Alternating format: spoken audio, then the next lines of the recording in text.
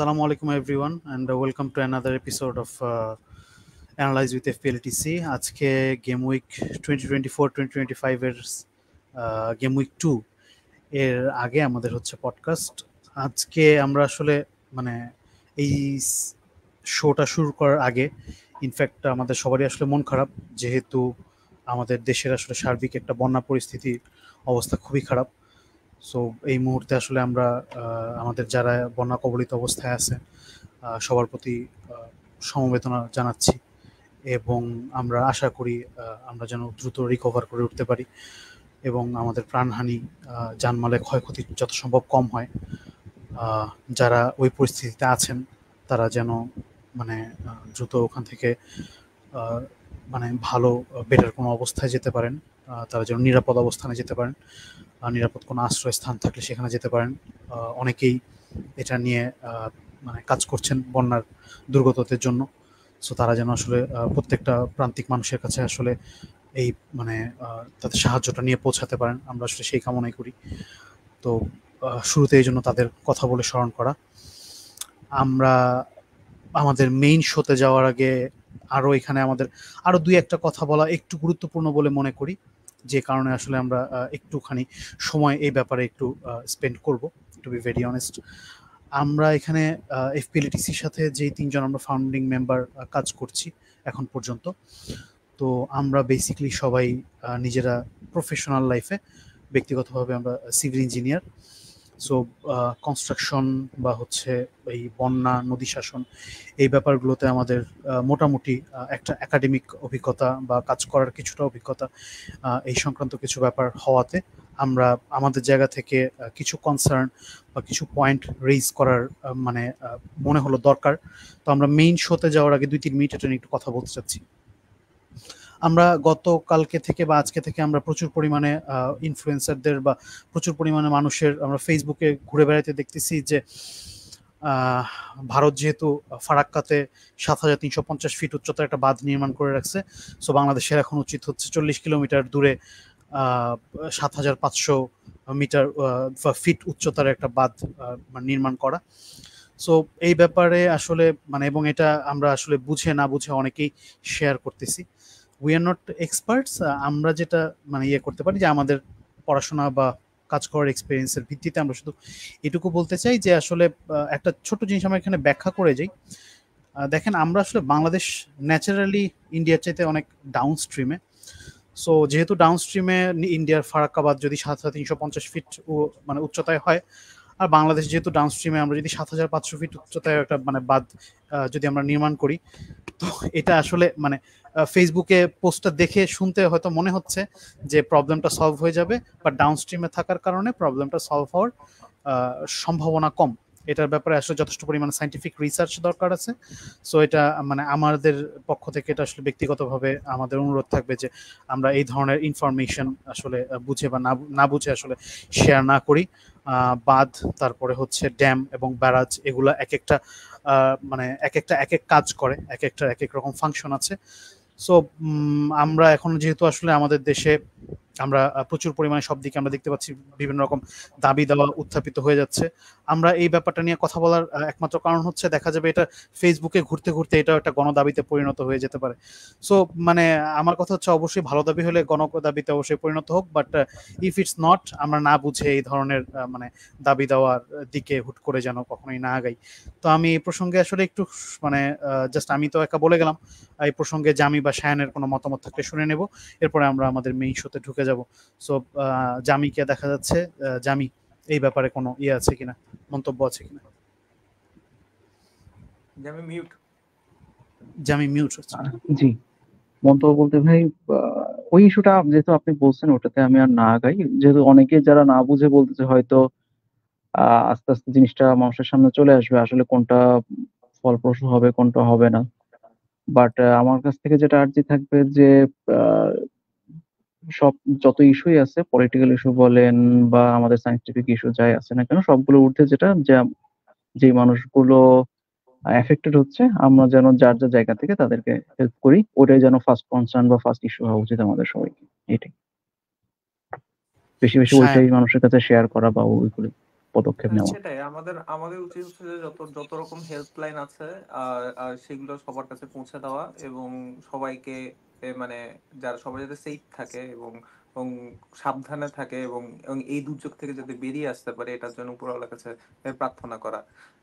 আর আর এই আর কি, আর দেশের অবস্থা তো মানে একের পর এক লেগেই আছে। সো বাংলাদেশ যাতে সহজেই মানে আস্তে আস্তে ব্যালেন্স পজিশনে চলে আসে সেটা আমরা আশা করি আর কি। ইনশাল্লাহ আমরা ন্যাচারালি প্রাকৃতিক দুর্যোগ কাটায় উঠবো। এটা একটা ফ্লাশ ফ্লাড, অলরেডি বৃষ্টি ফেনীর দিকে মনে হয় কমা শুরু হয়েছে বিকালের দিক থেকে। সো ইনশাল্লাহ আমরা কাটায় উঠবো এবং সবাই নিরাপদে থাকুক, ভালো থাকুক। সো আমরা আমাদের এফপিএল এর ইয়েতে মানে ঢুকি এখান থেকে একটু। সো বেসিক্যালি গত সপ্তাহে আমরা গেম উইক 1 এর আগে আসলে আমরা একটা শো করেছিলাম। শো করে আমরা মোটামুটি টিম নিজেদের টিম চেঞ্জ করছি বা ইয়ে করা হয়েছে অনেক কিছুই। সো টিম কতটুকু আসলে টিম যতটুকু দেখাইছিলাম সেটুকু তো ঠিক থাকতে পারছি কিনা বাকি সেটা আমরা দেখি, আর কার কার পয়েন্টের কি অবস্থা সেটা একটু দেখে নিই। সো ফার্স্ট আই থিঙ্ক মানে আমরা শায়ানের টিমটা একটু দেখি। শায়ান তোর টিমটা সামনে নিয়ে আসলাম। সো গত সপ্তাহে এই মানে যে ড্রাফটটা দেখাইছিল ওই ড্রাফটের সাথে ঠিক ছিল কিনা, আর মানে কি অবস্থা, মানে ড্রাফট চেঞ্জ করলে কতটুকু চেঞ্জ হয়েছে? ওভারঅল 81 তো অনেক পয়েন্ট দেখা যাইতেছে। সো আমি টোটাল 3টা ড্রাফট শেয়ার করছিলাম। একটা হচ্ছে যে সালা ড্রাফট, একটা সালা হালান ড্রাফট, আর একটা হচ্ছে যে আপনার নো হালান ড্রাফট। এরকম 3টা বেসিসের ড্রাফট শেয়ার করেছিলাম। তো আমি যেটা বলেছিলাম যে আমার আর মানে ব্যালেন্স টিমের দিকে যদি আমি যাই তাহলে আমি এই মানে হালান সরি সালা ড্রাফটে যাব। তো যেটা হয়েছে যে আলটিমেটলি এই উইকে যারা সালা ওনার এবং সালাকে যারা ক্যাপ্টেন দিয়েছে তারা মোটামুটি বেনিফিটেড হয়েছে। বাট আমার টিম দেখে যা বুঝতেছেন এই উইক আমি 81 পয়েন্ট পাইছি, আমার টিমে হালান নাই, আমি -4 -8 খেয়ে আমি হালান আনতেছিও না। সো যার কারণে যে সমস্যাটা হবে যে এই উইকে আমার র্যাঙ্ক ভালো, নেক্সট উইকে কি হবে সেটা উপরওয়ালাই জানে।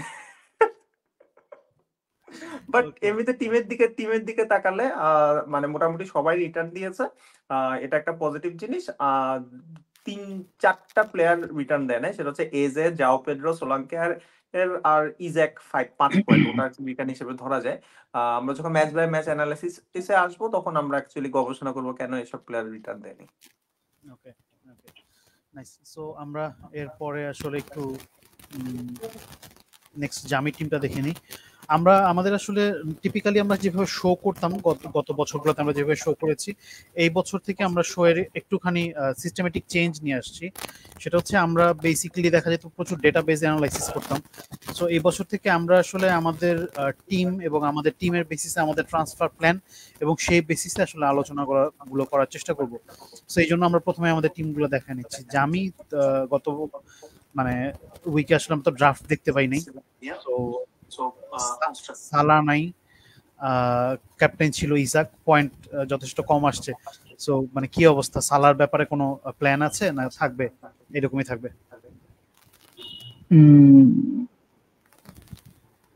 একটু অন্যরকম টিম তৈরি করার চেষ্টা করছিলাম, সবসময় করি। ফার্স্ট উইকে দেখা যায় যে একটা কোর একটা টিম তৈরি করে আমি একটা দুইটা একটু ডিফারেন্সিয়াল খেলার চেষ্টা করি।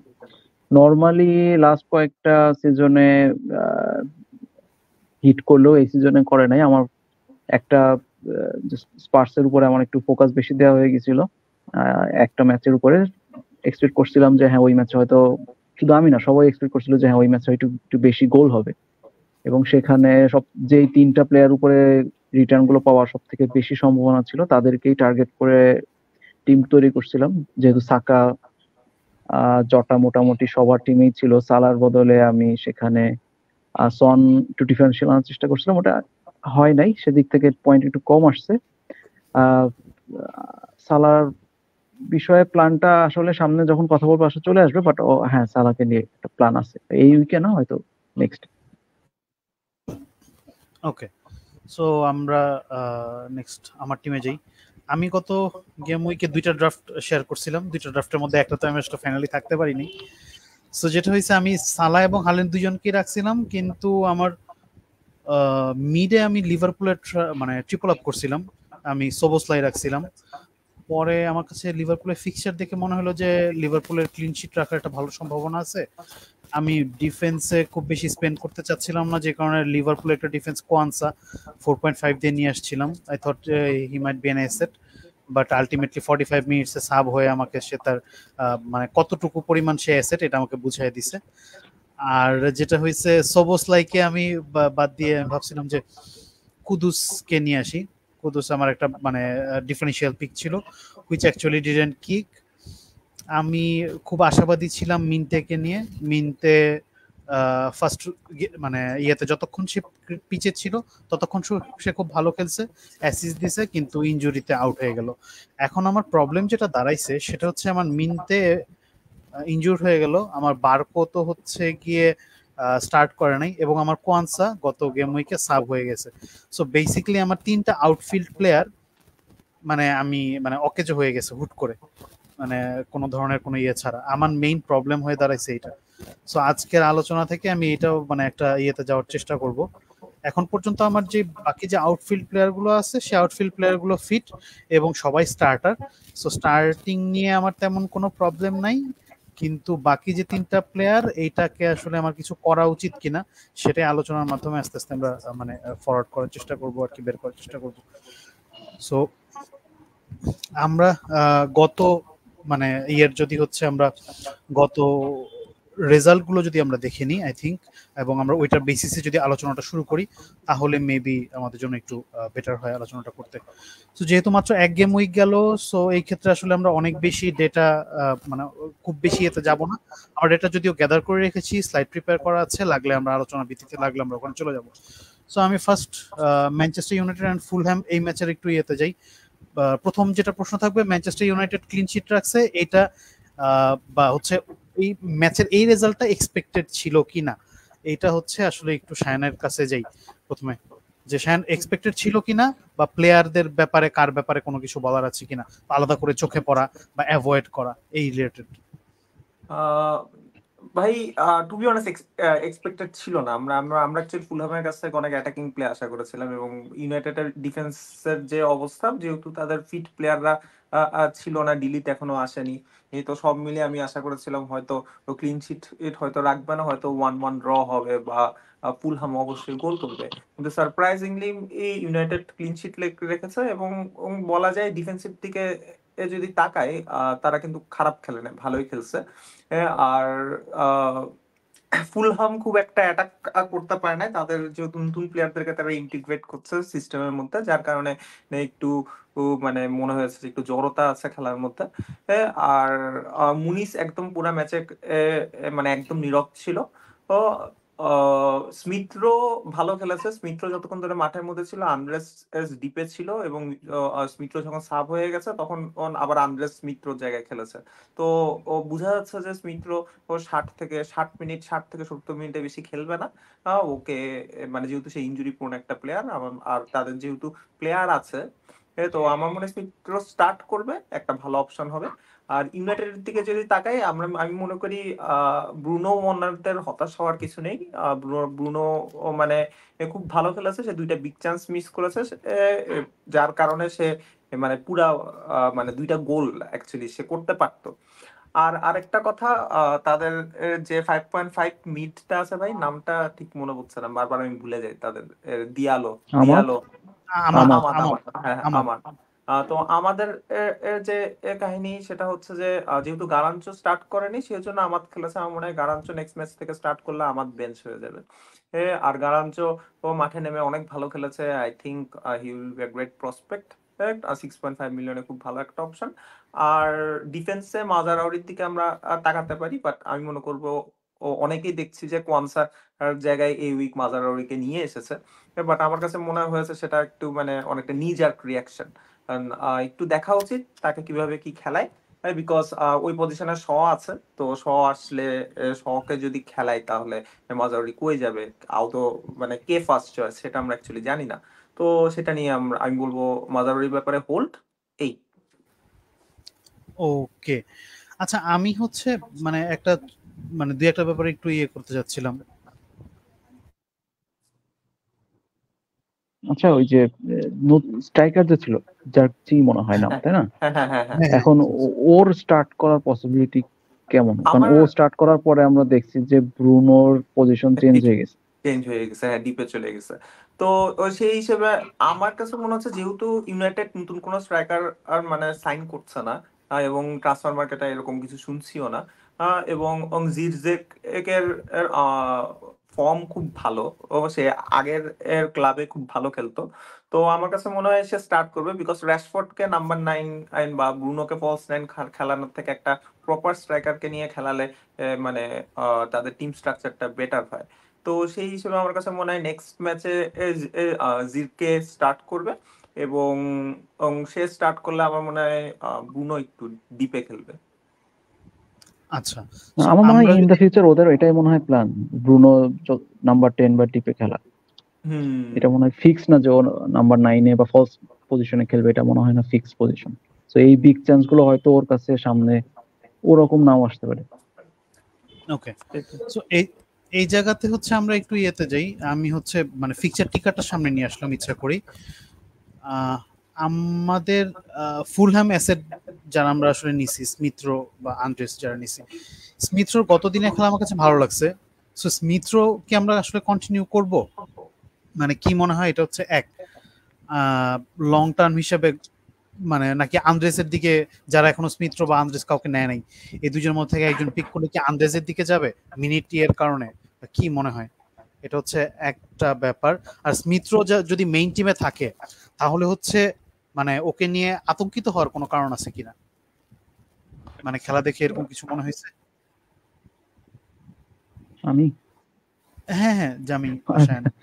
না, এখন হচ্ছে ভাই স্মিথ রোকে যদি প্রথমত তো একটা ম্যাচ, আর তারপর আবার ম্যানচেস্টার ইউনাইটেডের সাথে খেলা, তো আমরা অবশ্যই স্মিথ রোকে যখন টিমও নেব অ্যাজ এ ফুলহামের প্লেয়ার, অবশ্যই মোটামুটি ইজি ফিকচারকে টার্গেট করবো। সো ম্যানইউ এর খেলা দেখে এরকম ডিসিশনে আসা কঠিন হবে যে স্মিথ রো গত ম্যাচটা যেভাবে খেলছে, মানে ওর কাছ থেকে আমরা ওরকম এক্সজি বা এক্সএ বলতে কিছুই পাইনি। ও মনে হয় কোনো শটও করে নাই, কোনো কি পাসও অতটা ছিল না। বাট অ্যাজ এ প্লেয়ার হিসেবে আমরা যখন খেলা দেখছি তখন ওর খেলাটা ভালো লাগছে, এই যে চোখের মানে আই টেস্ট যেটা বলেন। কারণ হচ্ছে স্মিথ্রো থেকে পেরেরা একটু বেশি অ্যাটাকিং ছিল, নাম্বার 10 ছিল। তো সেদিক থেকে আমার মনে হয় আরেকটা ম্যাচ যাদের এখনো নাই টিমে, তারা চাইলে আরেকটা ম্যাচ, নেক্সট ম্যাচটা ইজি আছে, ওই ম্যাচটা দেখতে পারে যে আসলে যখন একটা ইজি ফিকচার আসতেছে তখন স্মিথ্রো কতটা ফ্রি ফ্লোটিং হিসেবে খেলতেছে, যেটা আমরা আর্সেনালের টাইমে দেখছি। আর যারা আছে তারা তো অবশ্যই হোল্ড করবে, এটাই। আচ্ছা, আমার জাস্ট একটা মানে স্লাইড আর একটা কোশ্চেন, সেটা হচ্ছে যে ম্যানচেস্টার ইউনাইটেডের আপকামিং ফিক্সচার একটু ট্রিকি। মানে ব্রাইটন যথেষ্ট attacking team, Liverpool attacking team, Southampton তারপরে সহজ ফিক্সচার মোটামুটি।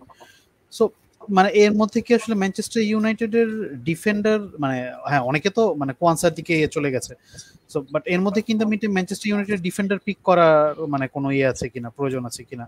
শায়ানের দিকে যাব আসলে। ভাই, ব্রাইটনের সাথে আমি ক্লিন শিট দেখি না, লিভারপুলের সাথে আমি ক্লিন শিট দেখি না। তো সাউথহ্যাম্পটনের সাথে একটা ক্লিন শিট থাকতে পারে, বাট এরপর ক্রিস্টাল প্যালেসের সাথেও ক্লিন শিট দেখি না, স্পার্সের সাথেও ক্লিন শিট দেখি না। তো আলটিমেটলি আপনাকে তাদেরকে পিক করতে হবে আপনি যদি একদম মানে শিওর হন যে তারা আপনাকে অ্যাটাকিং রিটার্ন দিবে। সো ওটা মানে অ্যাটাকিং রিটার্ন দিবে এরকম কোনো প্লেয়ার এখনো ইউনাইটেড থেকে মানে ইমার্জ করে নাই। তো ওভারঅল আমি বলবো যে আপাতত ইউনাইটেডের ডিফেন্সের দিকে না যেতে, যখন তাদের ফিক্সচার আর একটু ইজি হয় এবং তারা যখন তাদের পুরো শক্তির ডিফেন্স নিয়ে খেলাবে, তখন আলটিমেটলি কারা কারা খেলছে সেটা দেখে এরপর ডিসিশনের দিকে যেতে হবে। Okay, so after first game week আমার টিমে কোনো ম্যানচেস্টার ইউনাইটেড প্লেয়ার নাই, অথবা যাদের যাদের টিমে নাই, আপকামিং এই ফিক্সচারে ম্যানচেস্টার ইউনাইটেডের কোনো প্লেয়ার কি পিক করার মতো গত গেম উইকে দেখে মনে হয়েছে যে হ্যাঁ একে পিক করা যেতে পারে খেলার বেসিসে? 6.5 আমার কাছে মনে হয় গারাঞ্চো, মানে আমার কাছে মানে সিজন কিপারের মতো একটা প্লেয়ার হইতে পারে 6.5 যদি সে মানে ফিট থাকে। তো গারাঞ্চোর দিকে আমার কাছে মনে হয় he is the best player from man United team. আমার একটা ছোট্ট ইয়ে ছিল, আমি এই জায়গাটাতে আমি শিওর না, মানে গার্নাচো যে পজিশনে খেলে আমাদ কি সেম পজিশনেই খেলে? হ্যাঁ ভাই। ইয়েস। আচ্ছা, এই জায়গাতে আমি গতদিন একটা ইনফরমেশন দিছিলাম, এই ইনফরমেশনটা আজকে রিপিট করি। সেটা হচ্ছে আমাদ গত সিজনে লাস্ট 9টা গেম হচ্ছে গিয়ে সে খেলছিল, এবং লাস্ট তিনটা সে টানা স্টার্ট করছিল। এই সিজনেও কিন্তু ফার্স্ট গেমটা স্টার্ট করছে। সো গার্নাচো আসলে ব্যাক করবে কিনা বা কতটুকু মানে ব্যাক করলে সে এটা কতটুকু ইয়েতে ব্যাক যেহেতু করবে। এখনো স্টার্ট করেনি, এই ডিসিশনে যাওয়াটা আমার মনে হয় একটু রিস্কি হবে, যেহেতু সে এখনো Exactly. স্টার্ট করে। আমরা এক্সপেক্ট করতেছি হ্যাঁ গার্নাচো রাইট অবভিয়াসলি ভালো প্লেয়ার ওদিক থেকে, এবং যেহেতু এক্স্যাক্টলি ওরা যেই রিটার্নটা পাইছে ও আসার পরেই অ্যাকচুয়ালি পাইছে, আর তো আমরা ওইটা আর হিসেবে ভাই এক্সপেক্ট করছি। বাট যেহেতু ফিকচার গুলো কঠিন আছে, ওইটা আমাদের জন্য অ্যাকচুয়ালি ভালো হবে এই কারণে, যেহেতু ম্যানু টিমটা একটু স্টেবল লাগছে আমাদের জন্য, তো আমাদের জন্য একটু ওয়েট করাটা ইজি হচ্ছে, যেহেতু ওদের ফিকচারটা কঠিন। ওদের যখন ফিকচারটা সহজ হবে তখন আমরা এই 6 উইকে ওদের ট্রান্সফার গুলো হয়ে যাবে সবগুলো, কোন প্লেয়ারটা রাইট মোটামুটি স্টেবল সেটাও বুঝতে পারবো, তারপরে ডিসিশনটা আসা ইজি হবে আমাদের জন্য, সেটা রাইট আর ভাই গার্নাচো হোক লাস্ট বা ব্রুনো সিজনে হোক বা আমাজ মানে হোক। ম্যানিউতে বেশ কিছু ইনজুরি প্রবলেম ছিল। তো ইনজুরি প্রবলেমের কারণে যেটা দেখা গেছে যে আমাদও খেলেছে, গারাঞ্চও খেলেছে, মানে দুজনই খেলেছে। এরকম দেখি নাই যে মানে আমাদ খেলছে বলে গারাঞ্চো বেঞ্চ হয়ে গেছে, মানে এরকম সিচুয়েশন আসেনি অ্যাকচুয়ালি। তো যার কারণে এবার অ্যাকচুয়ালি পুরা ফিট স্কোয়াড নিয়ে প্লাস হচ্ছে নতুন বেশ কিছু সাইনিং হচ্ছে, মানে এদেরকে কিভাবে দলের মধ্যে ইন্টিগ্রেট করে, তো এটার উপর অ্যাকচুয়ালি মানে ডিপেন্ড করবে। বাট আমার কাছে মনে হয় প্লেয়ার আর একটা প্লেয়ারের অপোজিটে যদি সিলেক্ট করে, আমার কাছে মনে হয় গারাঞ্চো ফার্স্ট অপশন। ওকে, এর মধ্যে আমাদের খুব সুন্দর একটা কমেন্ট করছে আমাদের দীপ্ত। দীপ্ত কমেন্ট করছে যে রাশফোর্ডের পারফরমেন্সের উপর ডিপেন্ড করতেছে গার্নাচোর position. Garnacho sure starter, Amad started as Garnacho didn't have enough playing time. Okay, thank you. ম্যানুয়ের ফ্যান। ম্যান ইউর ফ্যান। ওকে ওকে, সো আমরা দুই একটা কমেন্ট নিয়ে নিই ছোট করে। আসাদুজ্জামান সৌরভ ভাই বলছে শায়ান ভাই আল্লাহ আল্লাহ করেন, হাল্যান্ড যেন হ্যাট্রিক না করে ইপসুইচের সাথে। ভাই আমি মনে করি হালান্ড যদি হ্যাটট্রিক করেও সালা অ্যাটলিস্ট মানে একটা গোল বা একটা অ্যাসিস্ট করবে, মানে সালা অ্যারাউন্ড 10 পয়েন্ট দিবে, এটা আমি বিশ্বাস করি। তো আমার কাছে মনে হয় হালান্ড যদি হ্যাটট্রিকও করে, হালান্ড হয়তো পয়েন্ট দিবে, কিন্তু ও হালান্ড ছাড়া টিম ওভারঅল ব্যালেন্স। তো হালান্ড ছাড়া টিম যেহেতু ওভারঅল ব্যালেন্স, আমার কাছে মনে হয় ইফেক্টিভ ওনারশিপ যদি হালান্ডের 125 থেকে 130 হয়ে থাকে, মানে ওভারঅল ব্যালেন্স টিম দিয়ে, আর হচ্ছে সালার ইফেক্টিভ ওনারশিপ কিন্তু সেক্ষেত্রে হয়তো 60-65 এরকম থাকবে। বেশি হবে, তো আহ, বেশি হ্যাঁ হতে পারে। একটু বেশি হইতে পারে, ওইরকম অ্যারাউন্ড 100 বিলো 100 থাকবে, এটা আমি মোটামুটি বিলো শিওর। 100। তো তো আমার কাছে মনে হয় যে ওভারঅল টিম মিলায়ে মানে হালান্ডের মানে পয়েন্টটা কভার করা সম্ভব। ওকে ওকে রাইট। হাল্যান্ডের দামও অনেক বেশি, 15, ওই বাজেটে আই থিঙ্ক মানে দুইটা প্লেয়ার দিয়ে হাল্যান্ডের ইয়ে কভার করা পসিবল। রাইট। আচ্ছা, দীপ্তর আরেকটা কমেন্ট নিয়ে নেই। Yesar should be more higher up in the field than আনজেস। ইয়াপ, ও হায়ারই ছিল, বাট 65 মিনিটস আর কি যতক্ষণ খেলছে, ও উঠে যাওয়ার পরে আনজেস হচ্ছে গিয়ে উপরে আসছে। বাট ভাই ফিক্সচারের দিকে তাকালে নেক্সট দুইটা ফিক্সচার অসাধারণ। আমার কাছে মনে হয় লেস্টার ইপসুইচ এই দুইটা ম্যাচে স্মিথ রো ও থাকুক আপনার টিমে, রবিনসন থাকুক আপনার টিমে, এই তিনটা প্লেয়ারকে আপনি মাস্ট খেলাবেন। ইভেন মুনোজ যাদের টিমে আছে তাদেরকেও। হ্যাঁ না, আমি খেলাচ্ছি, আমি প্রথম থেকে ওদেরকে পিক করে নিছি, আমি খেলাচ্ছি। ওকে, সো আমরা নেক্সট ইয়েতে যাই। নেক্সট ম্যাচটা ছিল হচ্ছে ইপসুইচ ভার্সেস লিভারপুল। লিভারপুলের মোটামুটি সবাই আমরা ডাবল আপ ট্রিপল আপ করতেছি। সো আসলে এটা নিয়ে খুব বেশি কিছু বলার নাই লিভারপুলের ব্যাপারে। ফার্স্ট হাফে হয়তো একটু মানে খেলাটা, যেহেতু নতুন কোচের আন্ডারে প্রথম কম্পিটিটিভ ম্যাচ, সো এইটা হয়তো মানে খেলাটা একটু ধরতে সময় লাগছে, বাট সেকেন্ড হাফে I think they were back মোটামুটি। সো লিভারপুলের ব্যাপারে মোটামুটি সবারই মনে হয় পিক হচ্ছে 4-5 জনের মধ্যে সীমাবদ্ধ বেশিরভাগের। সালা, জটা, ট্রেন্ট আলেকজান্ডার আর্নল্ড, খুব কম মানুষ হয়তো সবুজলাই দিয়ে গেছে, আর হচ্ছে কোয়ানসাকে আমরা অনেকে বেঞ্চ ফিল্ডার হিসেবে নিয়েছিলাম। সো মানে লিভারপুলের খেলা দেখে, লিভারপুলের অ্যান্ড আপকামিং যে ফিক্সচার, সো লিভারপুলের আপকামিং ফিক্সচারে মানে আমার মানে ইয়ে হচ্ছে যে যাদের আসলে লিভারপুল অ্যাসেট 3টা নাই 2টা আছে, তারা মনে হয় একটা লিভারপুল অ্যাসেট বাড়ায় ফেলতে পারে যদি বাজেটে প্রবলেম না হয়। মিডফিল্ড থেকে আমার সাজেশন, গত গেম উইকেও আমি আসলে মানে আমার ড্রাফটে সোবোসলাই ছিল, কিন্তু আমি সোবোসলাইকে নিয়ে কন্টিনিউ করতে পারিনি, কারণ হচ্ছে আমি সোবোসলাই নিজেও একটা ডিফারেন্সিয়াল অপশন ছিল, বাট মানে উইথ কম্পেয়ার টু কুদুস, আমার কাছে আসলে কুদুসকে বেশি অ্যাটাকিং মনে হতো, আমি কুদুস দিয়ে গেছিলাম। সো বাট আমি মানে পার্সোনালি গত মানে ফার্স্ট উইকে খেলা দেখে মনে হচ্ছে যে সোবোসলাইকে নিয়ে কন্টিনিউ করলে আসলে খারাপ হতো না। সো মানে জামির কাছেই যাই প্রথমে, যে আসলে লিভারপুলের এই মানে যদি কারোর 2টা প্লেয়ার থাকে, 3 নাম্বার প্লেয়ার যদি পিক করতে হয়, তো সেই ক্ষেত্রে কি আসলে সোবোসলাই এর দিকে যাবে কিনা, বা ট্রেন্ট আলেকজান্ডার আর্নল্ড, যেমন আমার কথা বলি, আমার ট্রেন্ট আলেকজান্ডার আর্নল্ড নাই। সো ডু ইউ থিঙ্ক যে আমার আসলে মানে ট্রেন্টের দিকে আমি এই সপ্তাহে হয়তো মানে ইয়ে হোল্ড করব তো আমি কি বলে ট্রান্সফার হোল্ড করব, সো আমার কি ট্রেন্টের দিকে যাওয়ার জন্য নেক্সট উইকে আমি ডাইভ করব কিনা, মানে অ্যাকর্ডিং টু নেক্সট ফিক্সচার্স জামি। ট্রেন্টের দিকে যেতে হলে তো ভাই প্রাইসটা কোথা থেকে নিতে হবে, তো সেটা একটা সোলাঙ্কি আছে অপশন থাকে। সোলাঙ্কিকে ভাবতে পারি। বাট ওই হিসেবে চিন্তা করলে সোলাঙ্কি ফিকচার অনেক ইজি এভারটনের সাথে, এবং এভারটনের টিমের যে অবস্থা, আমার মনে হয় আপনি যদি স্লবসলাইয়ের দিকে যান বা ট্রেন্টের দিকে যান, ওরা অবশ্যই লং টার্ম পিক। বা আপনি যদি সোলাঙ্কি, শুধু সোলাঙ্কির ক্ষেত্রে চিন্তা করি, আমার মনে হয় সোলাঙ্কির ফিকচারটা ইজি আছে। তো আপনাকে আরো এক উইক বেশি হ্যাঁ মানে আপনাকে ইনফরমেশন দিতে সাহায্য করবে যে আপনি নেক্সট উইকে কোথায় যাবেন, বা আপনার হাতে 2টা ট্রান্সফার থাকবে, তখন আপনার জন্য সুবিধা হবে। কারণ সোলাঙ্কি থেকে ট্রেন্টে যেতে আপনাকে মাইনাস নিতে হবে।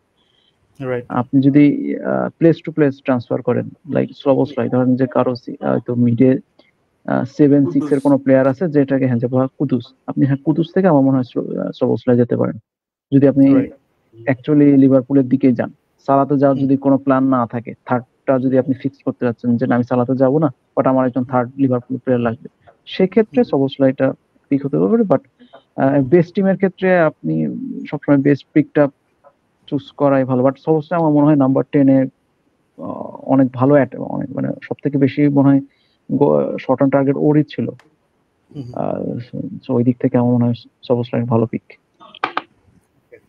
আচ্ছা, আমি শায়ানের কাছে যাবো। শায়ান, ইপসুইচের মানে কাউকে কি চোখে পড়ছে বা এরকম কোনো ব্যাপার আছে কিনা, বা ইপসুইচ ভার্সেস মানে লিভারপুল এই ম্যাচ নিয়ে কোনো কথা আছে? একটা লম্বা প্লেয়ার আছে, ওটারই চোখে পড়ে সবার আগে, গ্রিভস নাকি জানি। আচ্ছা, তো ভাই যদি কথা বলি, আমি মনে করি মোটামুটি যা বলেছেন সবই মানে সবার সবকিছুর সাথে আমি এগ্রি করি। সালা মানে অন্য অন্য লেভেলের একটা প্লেয়ার। সালা মানে মাস্ট হ্যাভ আমার কাছে মনে হয়, বিকজ রাইট সাইডে থেকে ট্রেন্ট আর সালার যে কম্বিনেশনটা, সেটা মানে আমরা ফার্স্ট গেমে দেখেছি যে অনেক ভালো কাজে দিচ্ছে লিভারপুলের জন্য। ইপসুইচের এর ক্ষেত্রে যেটা বলেছি, যে যেসব টিম চ্যাম্পিয়নশিপ থেকে আসে সেসব টিম অ্যাকচুয়ালি মানে অতটা ফিট না, তারা অ্যাকচুয়ালি ইপিএল এর জন্য, ইপিএল এর লেভেলে খেলার জন্য অতটুকু ফিট না। যার কারণে আমরা ফার্স্ট হাফে কিন্তু দেখেছি লিভারপুল খুব একটা মানে সুবিধা করতে পারে নাই। তো কিন্তু সেকেন্ড হাফে গিয়ে দেখা গেছে যে মানে ইপসুইচ অনেকটা মানে স্ট্যামিনা ডাউন করেছে, এবং এটার আর মানে সুযোগ তুলেছে হচ্ছে লিভারপুল, এবং যার কারণে সেকেন্ড হাফে আমরা দেখেছি 10-15 মিনিটের মধ্যে 2 গোল হয়ে গেছে এরকম। তো আর আরেকটা জিনিস, সবসলাই আমার কাছে মনে হয় খুব ভালো একটা অপশন, বিকজ সে কিন্তু প্রথম গোলে এর যে পাসটা ছিল মানে তার থ্রু দিয়ে আসছে, এবং ট্রেন্ট সবসলাইকে পাস দিয়েছে, সবসলাই জটাকে পাস দিয়েছে এরকম। তো আমার কাছে মনে হয় যে সবসলাই হচ্ছে অনেকটা মিড, মানে একটা একটা ত্রিকোণাকার। যদি আপনি চিন্তা করেন, আপনি যেটা হয়তো লাস্ট শোতে বলছিলেন যে ওই সাইডে অ্যাকচুয়ালি সবসলাই সালা মানে একটা চতুর্কোণা হয়ে গেছে অ্যাকচুয়ালি। সবসলাই সালা ট্রেন্ট জটা, তো এদের যে কম্বিনেশনটা, সেই কম্বিনেশনটা অ্যাকচুয়ালি মানে সত্যি সত্যি অনেক ভালো। তো তো যার কারণে আমার মনে হয় আপনার যদি সালাতে যাওয়ার বাজেট না থাকে, আই গেস, আর আপনার টিমে যদি জটা থাকে, তাহলে অবশ্যই সবসলাই একটা ভালো অপশন হতে পারে। আর জটাকে হোল্ড করতে বলবো, বিকজ গেম উইক 3 পর্যন্ত আমার কাছে মনে হয় না জটা বেঞ্চ হওয়ার কোনো চান্স আছে। ওকে, নাইস। আমরা একটা ছোট্ট প্রশ্ন নিয়ে নিই, তারপর আমরা নেক্সট ম্যাচে মুভ করব। প্রশ্নটা হচ্ছে শেখ সুমন ভাই, গ্ল্যাড টু সি ইউ ভাই, ট্রিপিয়ার কি স্টার্ট করবে? না, আমার কাছে মনে হয় না ট্রিপিয়ার স্টার্ট করবে। আর ট্রিপিয়ারকে ওরা সেল করার চিন্তা ভাবনা করতেছে এখনো পর্যন্ত, আমি যেটা শুনতেছি। গুহি আসার পর আমার কাছে মনে হয় ট্রিপিয়ার হয়তো চলে যাবে। তো আমার কাছে মনে হয় লিভারম্যান তো ওই পজিশনটা ধরে রাখবে। আর আর ট্রিপিয়ারের এখনো ফিটনেস নাই, এই ম্যাচে যদি নামেও সাব হয়ে নামবে। ওকে, থ্যাংক ইউ। ওকে, আমরা নেক্সট ম্যাচে যাই, আর্সেনাল ভার্সেস উলভস। আর্সেনালের খেলা দেখে একটু স্লো লাগছে আমার কাছে ব্যক্তিগতভাবে, বাট হ্যাভার্টসকে দেখে মনে হয়েছে গত সিজনে গোল স্কোরিং ফর্মটা যে জায়গায় মানে শেষ করছিল, এবার মনে হয় ওই জায়গাতেই শুরু করতেছে। সো আমি আসলে একটু কনফিউজড, মানে হ্যাভার্টসকে আসলে কিভাবে মানে জায়গা দিব।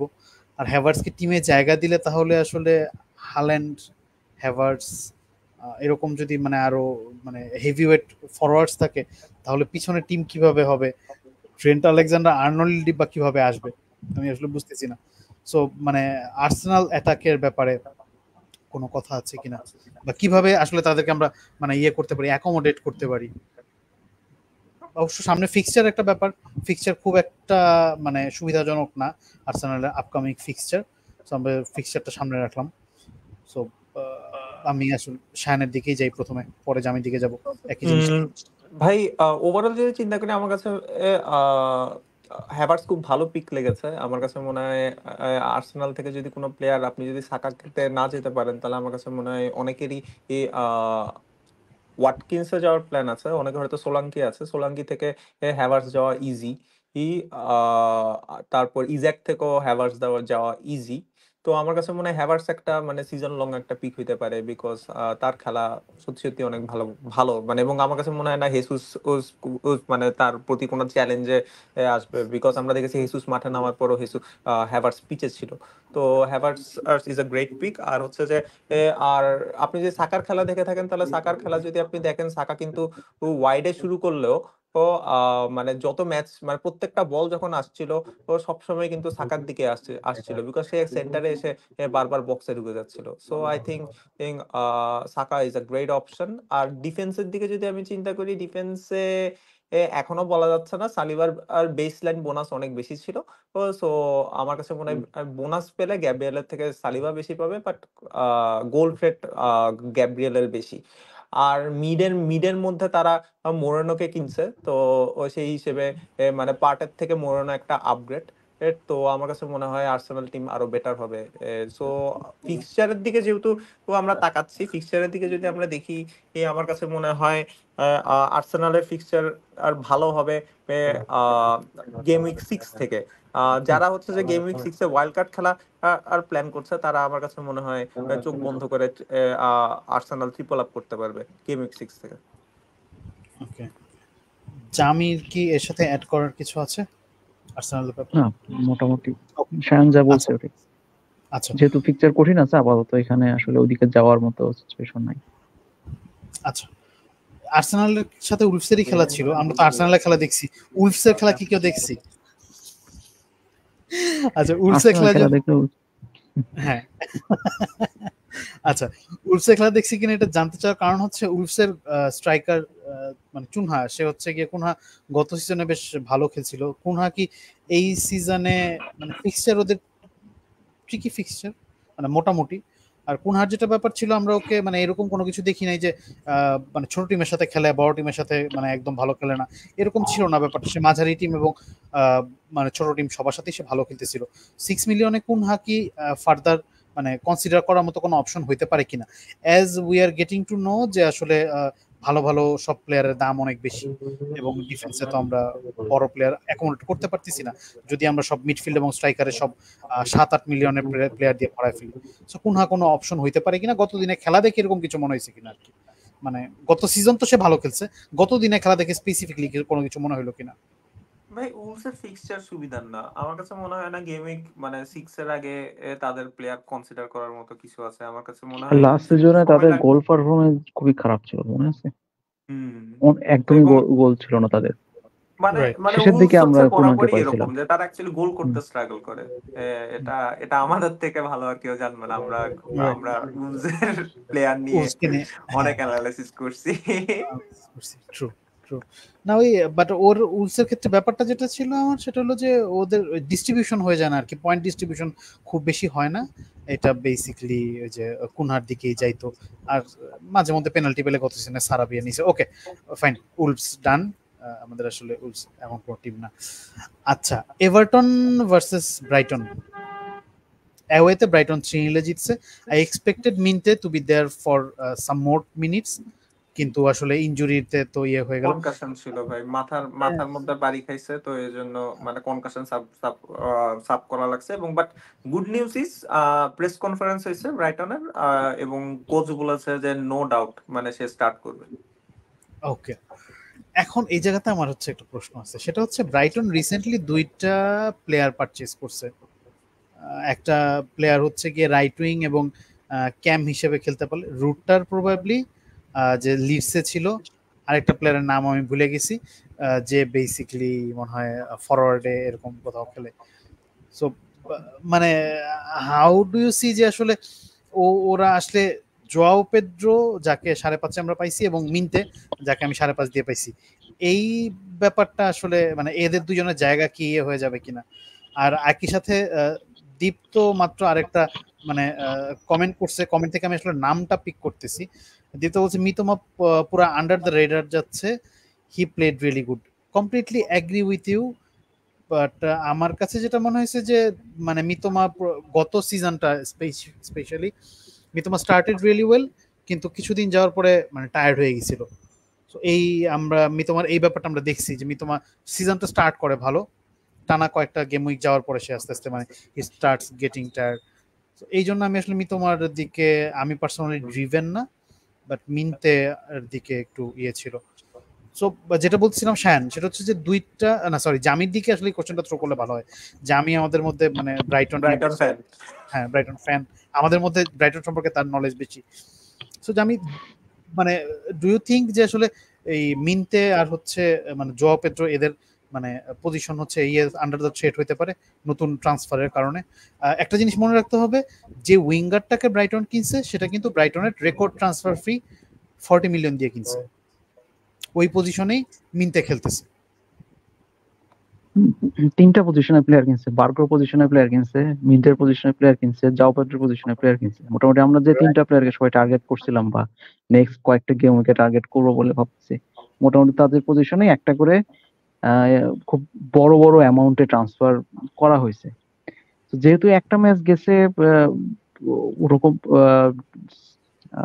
ঠিক বলা কঠিন হয়ে যাচ্ছে আসলে খেলবে কিনা। জাও পেড্রো থেকে গত ম্যাচে হুট করে আমরা দেখলাম যে ওয়েলব্যাক পয়েন্ট দেওয়া শুরু করছে।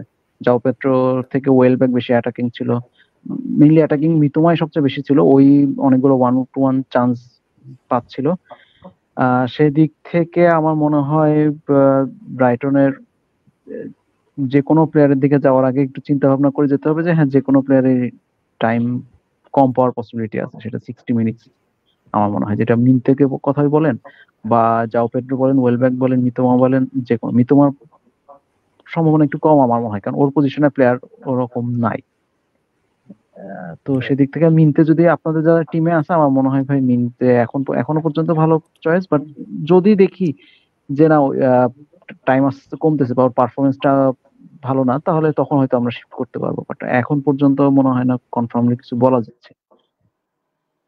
ওকে, আর এভারটনের ডিফেন্স তো মানে গত সিজনে আমরা দেখছিলাম হুট করে মোটামুটি এক্সট্রা টাইমে ভালো করা স্টার্ট করছিল।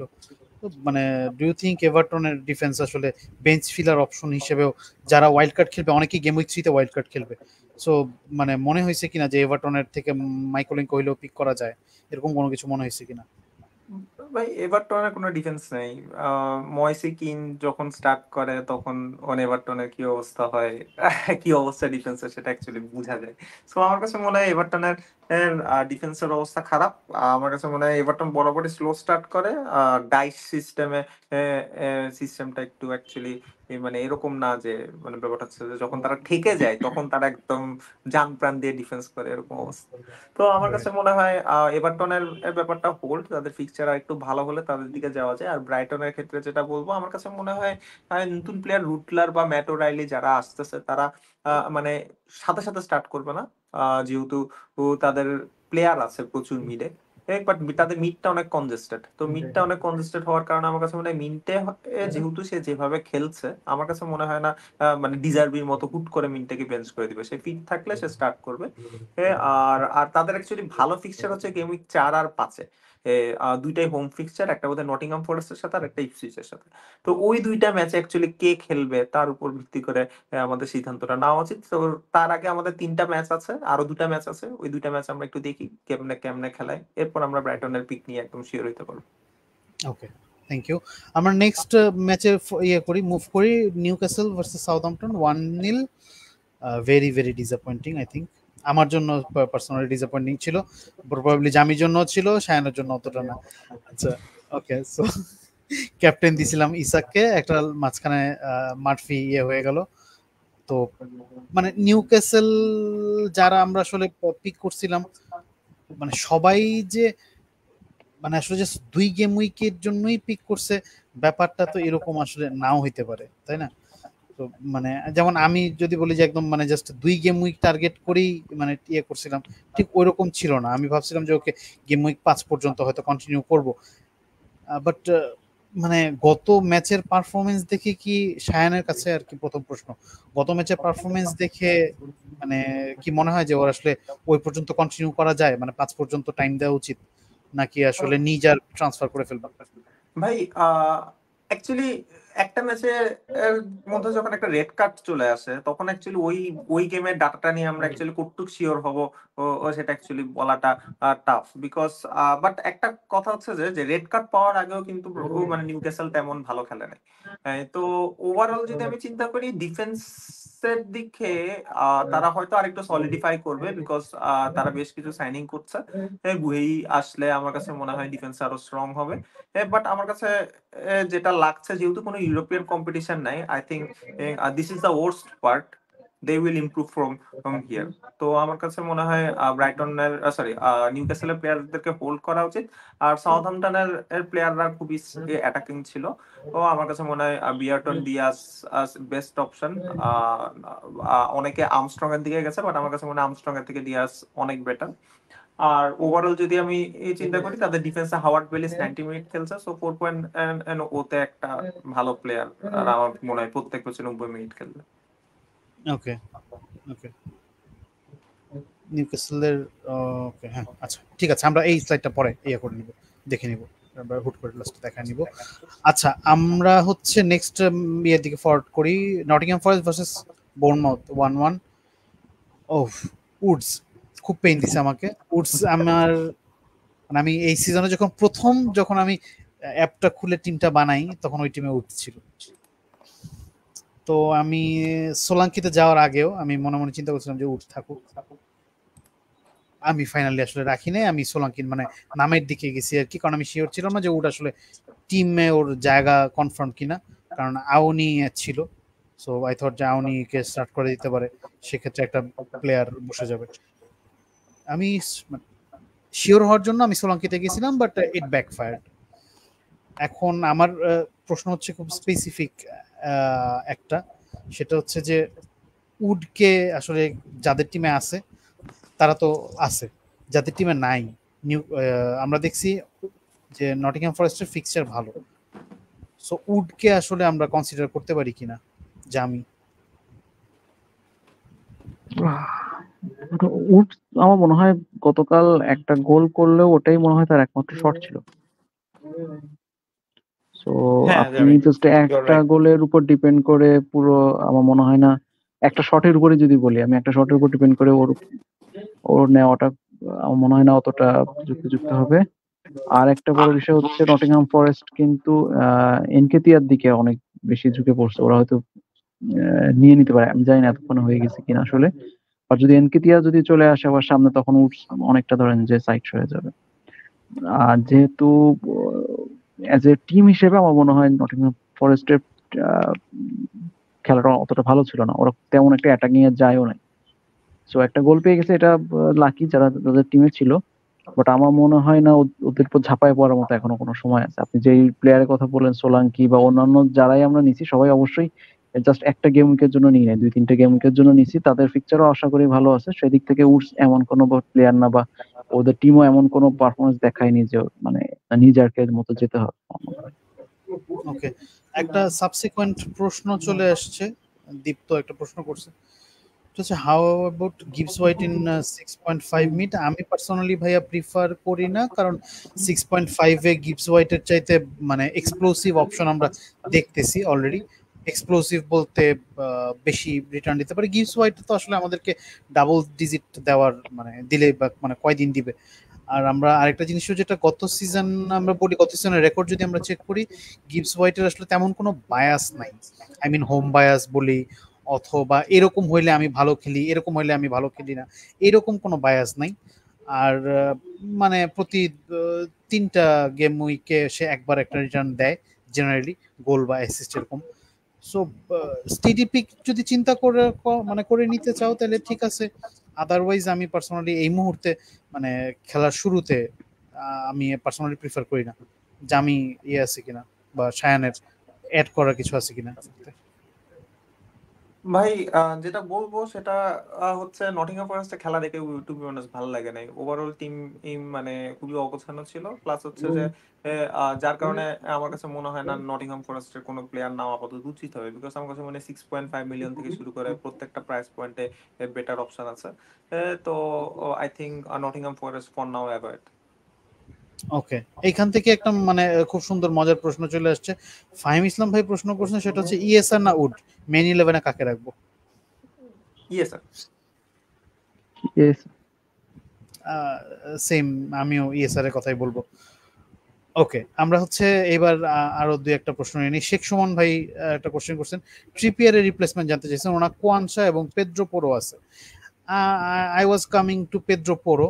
সো পেদ্রো পোরোর প্রসঙ্গ যেহেতু চলে আসলো, আমরা আসলে তাইলে এরপরে মানে এখন স্পার্স ভার্সেস লেস্টার এই ম্যাচটা নিয়ে কথা বলে ফেলবো। সো পেদ্রো পোরোর ইনজুরি, আমি ওই ম্যাচটা আসলে দেখতে পারি নাই, মানে পুরোপুরি দেখতে পারিনি আর কি। সো পেদ্রো পোরোর ইনজুরির আপডেটটা কি শায়ান বা জামি কেউ কি দিতে পারো? ভাই পোরোর ব্যাপারটা হচ্ছে ও অ্যাকচুয়ালি অ্যাঙ্কেল এর উপর দিয়ে তার পা পড়ছে, তো তার অ্যাঙ্কেল নাকি একটু মচকায় গেছে, বাট কোনো ইনজুরি হয় নাই। আমরা সিটি স্ক্যান আসবে শুনছিলাম, ওটার সম্পর্কে কোনো আপডেট পাই নাই অ্যাকচুয়ালি লিগামেন্ট কোনো ড্যামেজ হয়েছে কিনা। বাট টু বি অনেস্ট আমার কাছে মনে হয় পোরো স্টার্ট করবে। বাট আর কালকে পর্যন্ত ওয়েট করা উচিত, বিকজ নেক্সট উইক আমার কাছে মনে হয় আনস পোস্টেগ্লু একদম ক্লিয়ার কাট কথা বলে। সে যদি বলে যে কোনো প্লেয়ার স্টার্ট করবে তার মানে স্টার্ট করবে, যদি কোনো প্লেয়ার স্টার্ট করবে না তাহলে করবে না। তো আমার কাছে মনে হয় কালকে তার প্রেস কনফারেন্স আছে, প্রেস কনফারেন্স আমরা এটা নিয়ে একদম ক্লিয়ার আর কথাবার্তা জানবো। আর পোরো ওয়াজ অসম, মানে পোরোর খেলা যাদের টিমে ছিল না তারা লিটারালি হার্ট অ্যাটাক করবে যদি পোরোর খেলা দেখে। তো পোরো অনেক ভালো খেলছে। আর সোলাঙ্কের কথা যদি আমি বলি, সোলাঙ্কে মানে টার্গেট ম্যান ছিল, এবং মানে একটা ভিন্ন টিম থেকে এসে সে পুরা ম্যাচ খেলছে, 90 মিনিট খেলছে। সো এটা দেখে বোঝা যাচ্ছে যে মানে সোলাঙ্কে যদি ফিট থাকে he will start every game. আর হচ্ছে যে অ্যান্স পোস্টেকোগ্লু টিমের একটা স্ট্রাইকার কি পরিমাণ সুযোগ পাই সেটা আমরা গত ও সিজনে রিচার্লিসনকে দেখেই বুঝছি।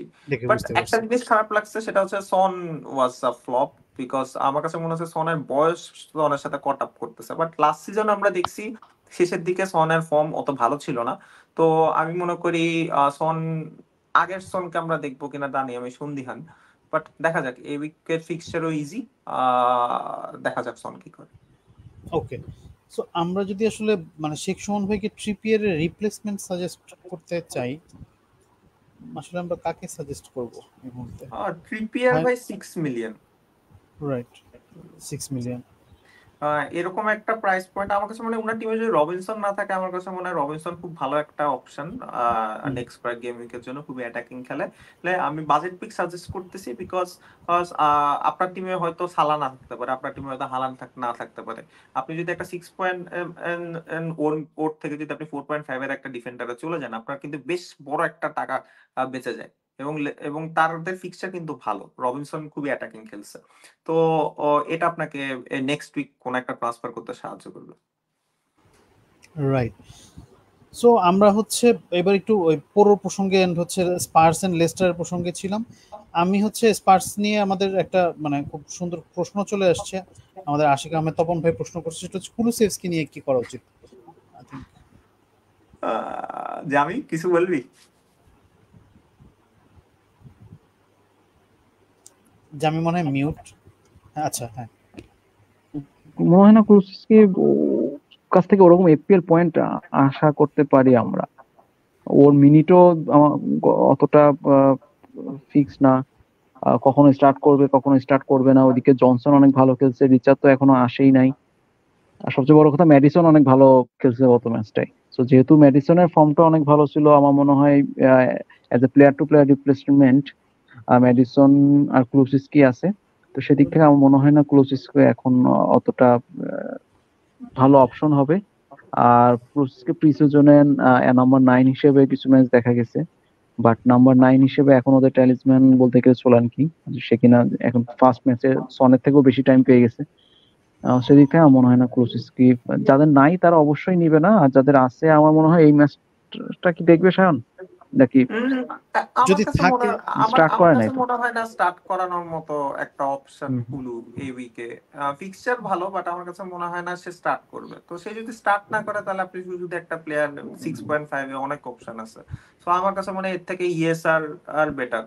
আর আপনি যদি যেতে পারেন, ইভেন আপনার 6.5, যেহেতু কুলু প্রবাবলি প্রাইস ড্রপ করে নাই, তো 6.5 মিলিয়নে আপনি মানে আরো প্লেয়ার আছে। আপনি ইভেন এনকুঙ্কু না থাকলে আপনি এই উইকে এনকুঙ্কুকে একটা চান্স দিতে পারেন। হুম, রাইট। সো ওকে, লেস্টারের প্রসঙ্গে একটু যাব। সেটা হচ্ছে ভার্দির ব্যাপারে মানে কোনো কমেন্ট আছে কিনা, বা ভার্দি ছাড়া আর কারো ব্যাপারে কোনো কথাবার্তা আছে কিনা? Vardy was on drugs, I guess. you মানে you are talking like Mr. A. Arafat. মানে হি ওয়াজ Okay. Like something else. মানে ওর যে বয়স হয়েছে এত, এটা বুঝাই যাচ্ছে না। এবং আমরা দেখছি যে ম্যাচের মাঝখানে সে রেড বুল খাচ্ছে স্ট্রং এনার্জি গেইন করার জন্য। এবং গোল করার পর মানে তার এমন একটা অবস্থা, স্পার্কস ফ্যানদের এগেইনস্টে 1-0, মানে আমাদের একটা ট্রফি আছে, তোমাদের কই? তোমাদের নাই, রাইট তো right. I think Verdi is মানে ইজ লাইক এফপিএল লেজেন্ড। তো আচ্ছা, বাট হ্যাঁ ভাই, একটা ছোট্ট ইয়ে ছিল, আমার প্রশ্ন ছিল, সেটা হচ্ছে ভার্দি যে চান্স পাচ্ছে এটা কি ডাকা ইনজুরিতে থাকার কারণে চান্স পাচ্ছে? ডাকা ব্যাক করলে ভার্দি এবার চান্স পাবে না, ভার্দি সেকেন্ডারি মানে ইয়ে হিসেবে খেলবে, নাকি না, ডাকা ডাকার নাকি চান্স নাই। ঢাকার চান্স নেই। ঢাকার লাস্ট সিজনে চ্যাম্পিয়নশিপে মাত্র 17 ম্যাচ খেলেছে। সো মানে it's not about Dhaka. But আমি যতটুকু জানি তারা একটা তবে একটা স্ট্রাইকার মাভিদি কিনতেছে, একটা একটা কিনবে, স্ট্রাইকার হ্যাঁ কিনতে হ্যাঁ। যাচ্ছে, আমার ঠিক মনে পড়ছে না। তো স্ট্রাইকার একটা কিনবে এখন। ওই স্ট্রাইকার কিনলে ভার্দির কি অবস্থা হয়? But I think Vardy will start in next few game weeks. Obviously Vardy fit থাকলে স্টার্ট করবে, এটা বোঝা যাচ্ছে, রাইট। ওকে, সো আমাদের আর মানে খুব অল্প একটু ইয়ে বাকি আছে, আর 3টা ম্যাচ। ফাইন, আমরা ওয়েস্ট হ্যাম ভার্সেস, আচ্ছা আমরা দুটো কোশ্চেনও নিয়ে নেই। ওকে, সুমন ভাই ইয়ে করছে, শান ভাই, সালাহ হাল্যান্ড আছে, ম্যান সিটি আর চেলসি ডিফেন্স কেমন হবে? রাইট, আপনি একটা চেলসি ডিফেন্স নিয়ে কোশ্চেন করছেন ভাই, আমি দেখছি। চেলসির প্রসঙ্গে আসতেছি ভাই, চেলসি প্রসঙ্গে আসতেছি। ওকে, এই প্রসঙ্গ যেহেতু চলেই আসছে, আমরা ম্যান সিটি আর চেলসি ম্যাচটা নিয়ে কথা বলে ফেলি। চেলসির ফিক্সচার খুবই ভালো ছিল, বা মানে এখনো আছে, প্রথম গেম উইকটা ছাড়া নেক্সট গেম উইকটা, মানে নেক্সট 6-7টা গেম উইক খুবই ভালো ফিক্সচার অন পেপারস। বাট চেলসিকে আসলে এক্সপ্লয়েট করতে পারবে কিনা, এটা আমরা গত মানে উইকে শোতে আসলে ভাই আমরা মানে ইয়ে করতে পারি নাই, মানে বুঝতে পারিনি। আমাদের সাথে গত শোতে চেলসির একজন ফ্যান ছিল, টিপু ভাই, উনিও আসলে তেমন কিছু বলতে পারে নাই। ওনার কাছে মনে হচ্ছে চেলসি মানে ইয়েটা ফিক্সচার রানটা এক্সপ্লয়েট করতে পারবে না।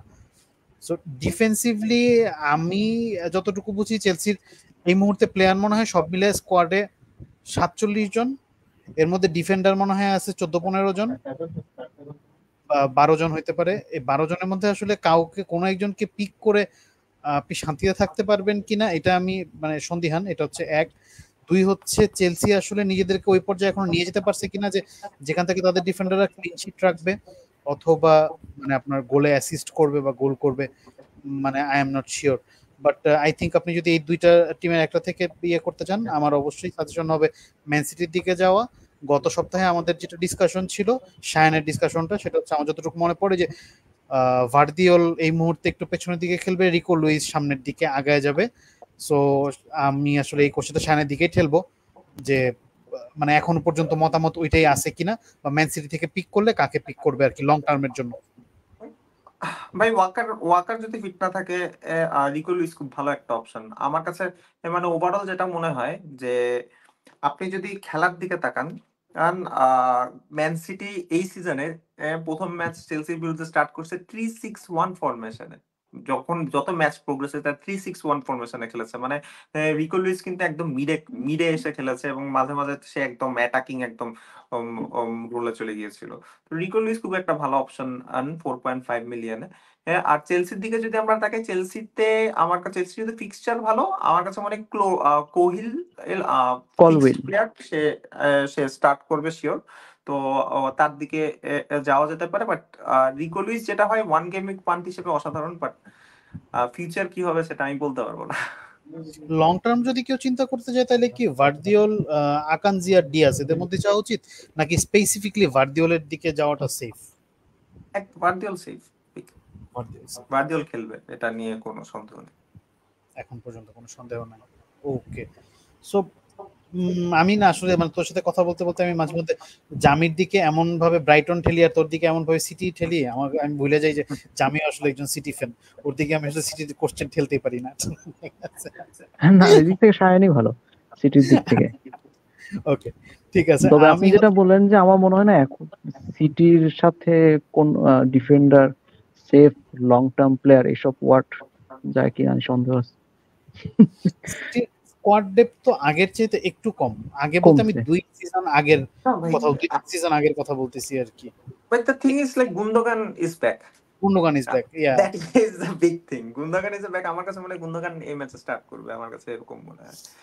বাট সেই হিসেবে আমার কাছে মনে হয় ফোডেন একটা ভালো অপশন, আমার মনে হয় ফোডেনেরও স্টার্ট করার চান্স আছে এই গেমে। তো ওয়ান গেমিং পান্ট হিসেবে ফোডেনও একটা ভালো অপশন।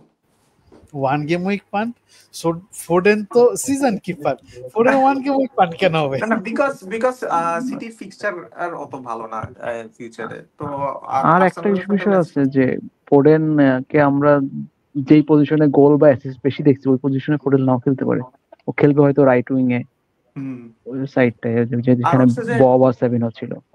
আর হচ্ছে প্রত্যেকটা সিজনে আমরা যেটা দেখি যে মানে পেপ কিন্তু সেম সিস্টেমে খেলে না, মানে তারা কিন্তু সে কিন্তু প্রত্যেক সিজনে একটা নতুন ফরমেশনে দেখে এবং দেখায় যে মানে যেসব প্লেয়ার একদম নেইলড প্লেয়ার সেসব প্লেয়ারকে বেঞ্চ করে ফেলতেছে।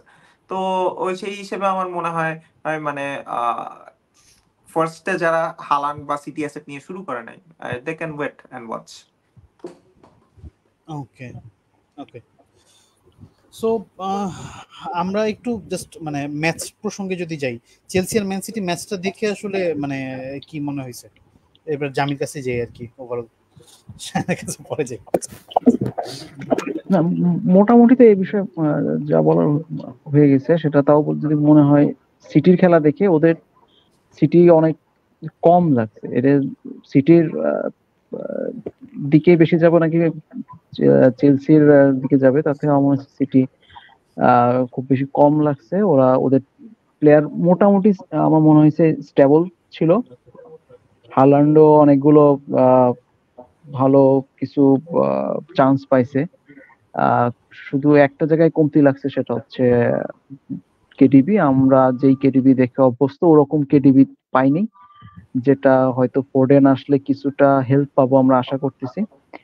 আর যদি আমরা আগে কেডিবি ব্যাক পাই কিছুটা হলেও, প্লাস ফোর্ডেন আর গুন্দো দুইটা প্লেয়ারকে যদি আমি ব্যাক পাই, প্লাস বার্নার্ডও খেলতেছে আগের মতোই মোটামুটি সবসময় যেভাবে খেলে, আমার মনে হয় সিটির স্পেশালি হালান্ডের জন্য অনেক বেশি ভালো হবে। আর হালান্ড যত বেশি ডকুর থেকে দূরে থাকবে আমার মনে হয় তত বেশি ভালো হবে।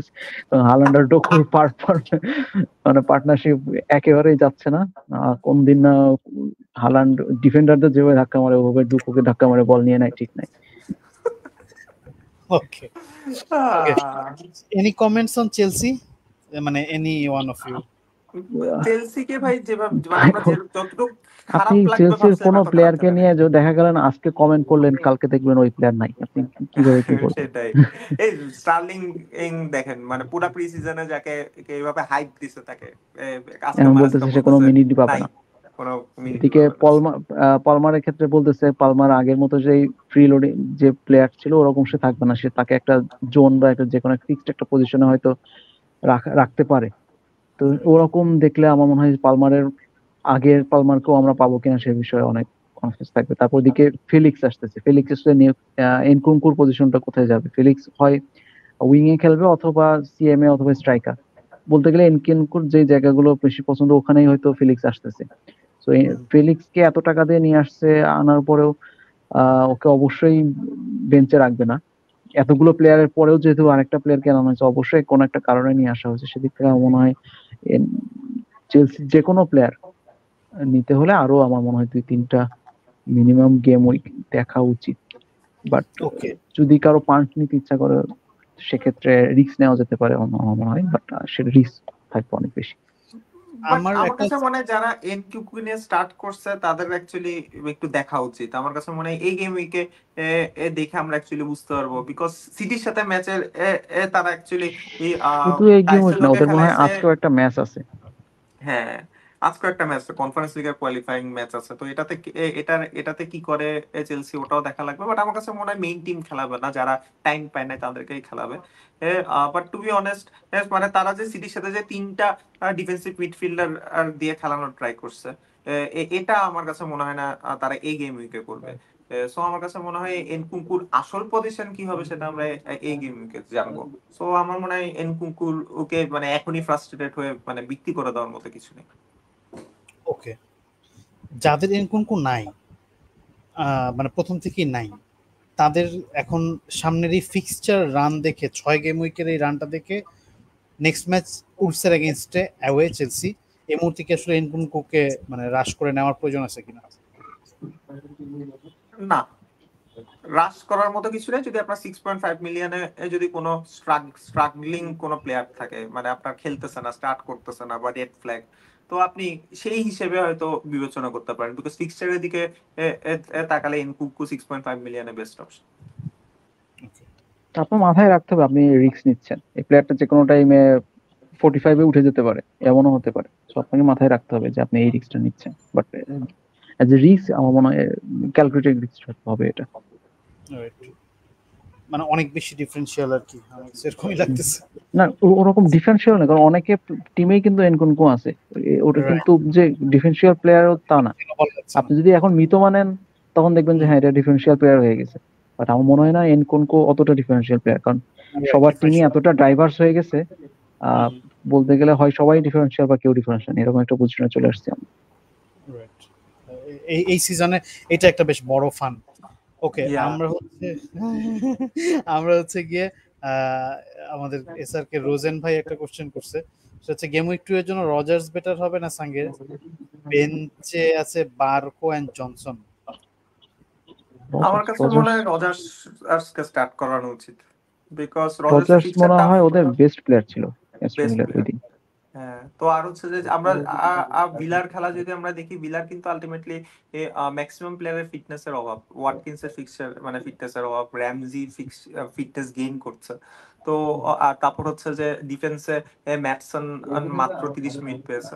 তো সেই হিসেবে আমার কাছে মনে হয় এই গেম উইক, আর একটা জিনিস আর্সেনালের কিন্তু মাথায় রাখতে হবে যে আর্সেনালের সাথে কিন্তু ভিলা একটা টিম যারা 6 পয়েন্ট পেয়েছিল গত সিজনে, মানে দুটো ম্যাচে তারা আর্সেনালকে হারিয়েছে, এবং আর্সেনালের সাপোর্টাররা এটা বিশ্বাস করে যে ভিলার কাছে হারার কারণে তারা মানে ট্রফি জিততে পারে না last season. So I guess trophy পায় না, রজার্স একটা ভালো অপশন নিতে পারে মানে এই গেম উইকের জন্য। ঠিক আছে, আমাদের আর বেসিক্যালি দুইটা মানে বাকি আছে, দুইটা ম্যাচ নিয়ে। এক হচ্ছে আমরা চলে আসি West Ham versus Aston Villa, যেহেতু ভিলার প্রসঙ্গে ছিলাম।